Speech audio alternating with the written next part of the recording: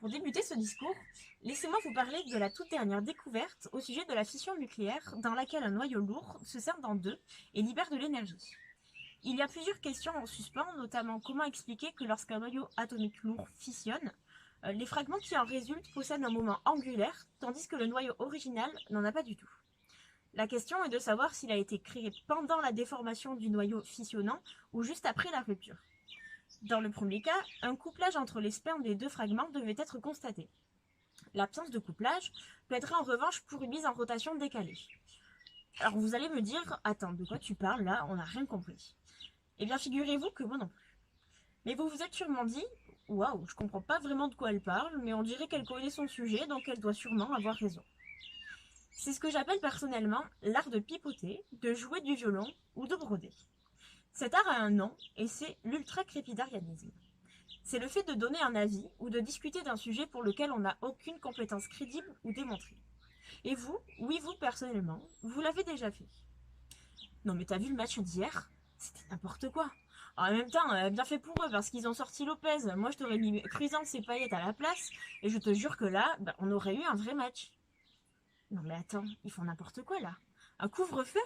Non mais ça sert à rien. Ils auraient dû faire un vrai confinement où personne ne sort pendant 2 mois et vacciner tout le monde. Et là, au moins, on sortirait vraiment de cette crise. Vous vous reconnaissez? Aujourd'hui, on a tendance à donner son avis sur tout, qu'on nous l'ait demandé ou non, que l'on soit concerné ou non, et que l'on soit expert ou non. En parlant d'experts, on en constate depuis quelque temps la propagation purulente sur les plateaux télé, tels des témoins de Jéhovah venus prêcher leurs bonnes paroles.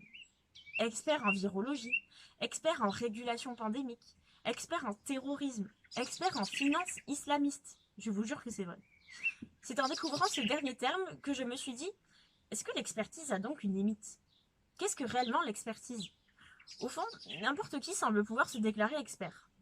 L'expertise semble devenir un genre de permis de parler qui octroie le droit de pouvoir donner son avis ou son regard sur un sujet. Et bien évidemment, il est clair que c'est tout à fait légitime d'inviter des experts en islamisme sur un plateau pour expliquer à une femme voilée qu'en réalité on lui impose ce voile et que ce n'est pas elle qui a choisi de le porter.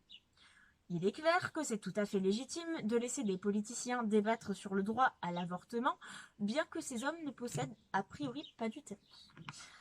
Ces deux exemples montrent bien que dans cette tendance au débat, on n'invite que trop peu les personnes qui sont directement concernées. Combien de fois a-t-on vu des débats sur l'islam, le port du voile, sans inviter et écouter les femmes musulmanes?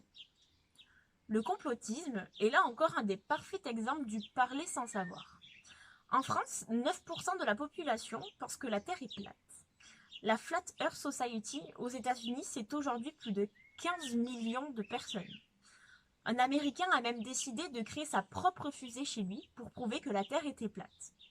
Bon, résultat, la dite fusée s'est écrasée. L'ultra-crépidarianisme mènerait-il donc à force à la stupidité?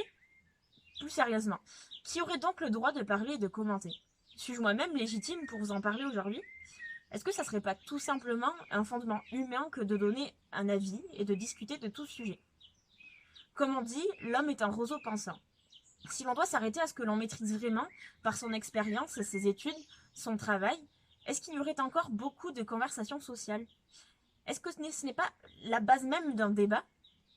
Si l'on doit s'arrêter à ce que l'on maîtrise vraiment, à quoi donc ressemblerait notre quotidien?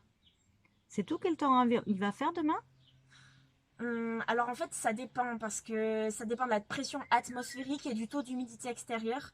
Donc je suis désolée mais n'étant pas experte en météorologie, je ne vais pas pouvoir me prononcer, désolée.